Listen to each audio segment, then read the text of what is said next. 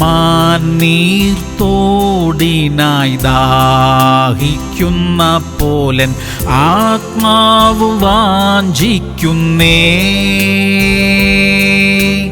നിന്നെ മാത്രം ആരാധിച്ചിടുന്നതൻ ഏകാശയാം.